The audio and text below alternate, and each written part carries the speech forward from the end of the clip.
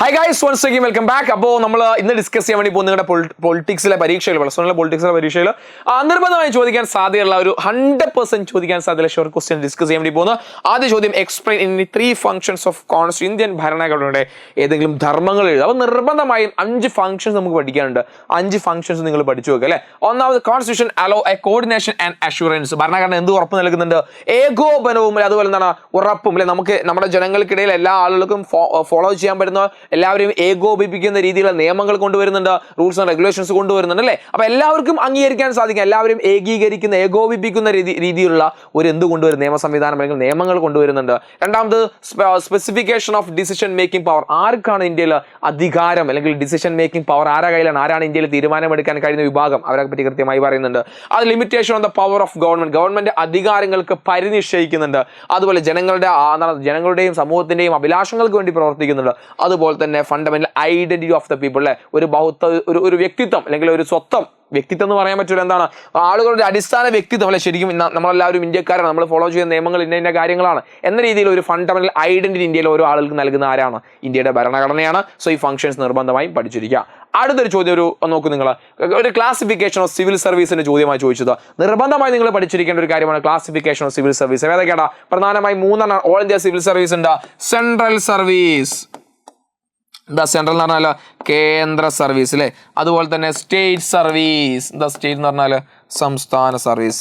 നിർബന്ധമായും ഇതിന്റെ എന്തും കൂടി പഠിച്ചു വെക്കണം, നിങ്ങൾ എക്സാമ്പിൾ പഠിച്ചു വെക്കണം. So all India civil service ആണ്, നമുക്ക് IAS ഉൾപ്പെടുത്താം, IPS ഉൾപ്പെടുത്താം അല്ലെ. ഇനി സെൻട്രൽ സർവീസ് ആണെങ്കിലോ റെയിൽവേ ഉണ്ട്, അതുപോലെ തന്നെ എന്താണ് പോസ്റ്റ് ഓഫീസ് ഒക്കെ സെൻട്രൽ ആണ്.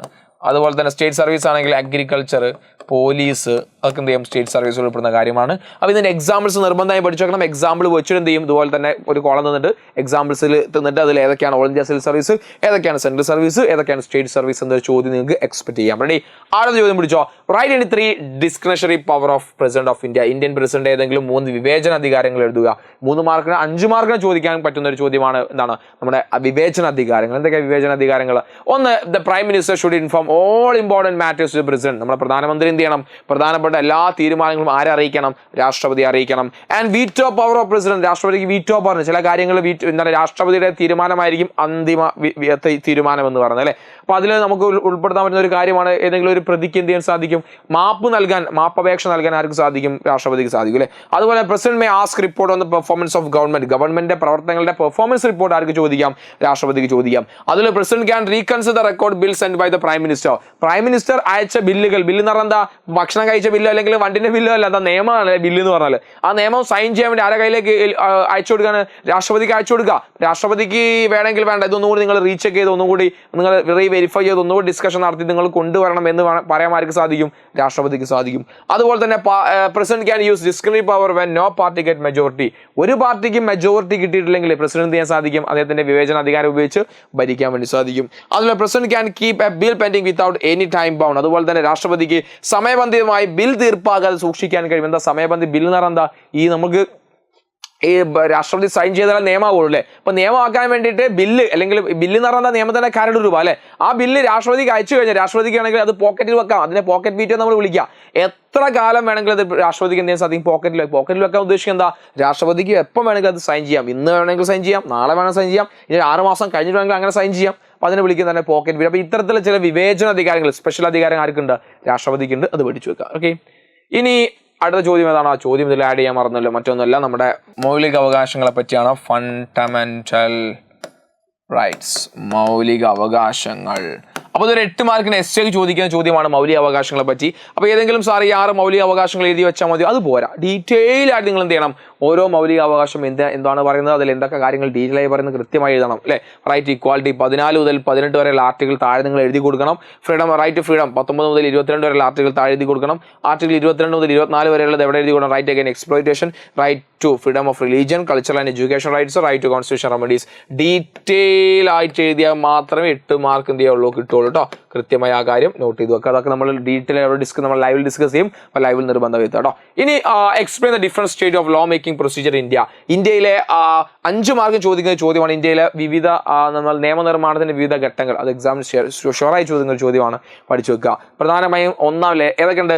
ഫസ്റ്റ് റീഡിംഗ് ഉണ്ട്, 3 വായന അല്ലെ. ഒന്നാം വായന നമ്മൾ ഇതിനെ വിളിക്കുന്ന കാര്യം എന്താ? ഒന്നാം വായനയുണ്ട്, രണ്ടാം വായനയുണ്ട്, പിന്നെ അതുപോലെ തന്നെ മൂന്നാം വായന. ഈ 3 വായനകൾക്കിടയിലാണ് അല്ലെ, 3 റീഡിങ്ങിന്റെ ഇടയിലാണ് നമ്മൾ എന്തുണ്ടാക്കുന്നത്, രാജ്യത്ത് നിയമം നിലവിൽ വരുന്നത് അല്ലെ. ഒന്നാം വായനയിൽ എന്താ, ആദ്യമായി ഇൻട്രൊഡ്യൂസിംഗ് ബിൽ, ആ ബില്ല് ആദ്യമായി അവതരിപ്പിക്കുന്നതാണ് ഒന്നാം വായന. രണ്ടാം വായന ആ ബില്ലിന്റെ പേര് ചർച്ചകൾ നടക്കുക. അങ്ങനെ ചർച്ചകൾ നടന്നാൽ ആ ചർച്ച വലിയ ഡിസ്കഷനിൽ പോകുകയാണെങ്കിൽ എന്ത് ചെയ്യും, ആ നിയമത്തെ പറ്റി പ്രത്യേകം പഠിക്കാൻ ഒരു കമ്മിറ്റി രൂപീകരിക്കുക. അതുകൊണ്ട് നമ്മൾ ഇതിനെ വിളിക്കും കമ്മിറ്റി ഘട്ടം അല്ലെ. കമ്മിറ്റി ഘട്ടം നമ്മൾ ഇതിനെ വിളിക്കാറുണ്ട് അല്ലെ. ആ കമ്മിറ്റി എന്ത് ചെയ്യും, റിപ്പോർട്ട് അവതരിപ്പിക്കും. അതാണ് റിപ്പോർട്ടിംഗ് സ്റ്റേജ് എന്ന് വിളിക്കുന്നത്. ആ റിപ്പോർട്ട് അവതരിപ്പിച്ച് കഴിഞ്ഞാൽ വീണ്ടും മൂന്നാം വായനയിലേക്ക് എത്തും. മൂന്നാം വായനയിലാണ് ഈ നിയമം അംഗീകരിക്കണം വേണ്ടതെന്ന് തീരുമാനിക്കും അല്ലെ. അത് അവിടെ മെജോറിറ്റി കിട്ടുകയാണെങ്കിൽ എന്ത് ചെയ്യും, നേരെ എവിടേക്ക് അയക്കും, നമ്മുടെ രാജ്യസഭയിലേക്ക് അയക്കും. അവിടെയും ആ ഈ ഒന്നാം വായന, രണ്ടാം വായന, മൂന്നാം വായന കഴിഞ്ഞാൽ നേരെ ആരുടെ കയ്യിലേക്ക് പോവുക, നമ്മുടെ രാഷ്ട്രപതിയുടെ കയ്യിലേക്ക് അല്ലെ. അസൈൻ ബൈ ദ പ്രസിഡന്റ്, അവസാനം നമ്മുടെ രാഷ്ട്രപതി, നമ്മുടെ പ്രസിഡന്റ് സൈൻ ചെയ്യുന്നതോടുകൂടി അതെന്തായി മാറും, അതൊരു നിയമമായി മാറും. സിമ്പിൾ പ്രൊസീജിയറാ. ആ ഒരു കാര്യം പഠിച്ചാൽ 5 മാർക്ക് എന്ത് ചെയ്യും, അവിടെ കിട്ടും. സോ ഈ പ്രധാനപ്പെട്ട ചോദ്യങ്ങൾ പഠിച്ചു വെക്കുക. നിങ്ങൾ എക്സാമിന് ചോദിക്കാൻ 100% സാധ്യതയുള്ള ചോദ്യങ്ങളാണ്. നിങ്ങൾ എല്ലാ ഫ്രണ്ട്സിലേക്കും ഈ വീഡിയോ ഒന്ന് ഷെയർ ചെയ്ത് കൊടുക്കുക. ഇഷ്ടപ്പെട്ടാൽ നിഹാൽ സാറിന് വേണ്ടി ഒരു ലൈക്ക് തരിക. അതുപോലെ തന്നെ എൻ്റെ ഒരു യൂട്യൂബ് ചാനൽ നിഹാൽ പെർസ്പെക്റ്റീവ്, അതൊന്ന് ഫോളോ ചെയ്യുക. അതിലൊരു നിങ്ങൾക്ക് ഉപകാരമെന്ന് ഒരുപാട് വീഡിയോസും അപ്ഡേറ്റ്സ് വരുന്നതാണ്. സോ എല്ലാവരോടും താങ്ക് യു, സ്നേഹം മാത്രം. ബൈ.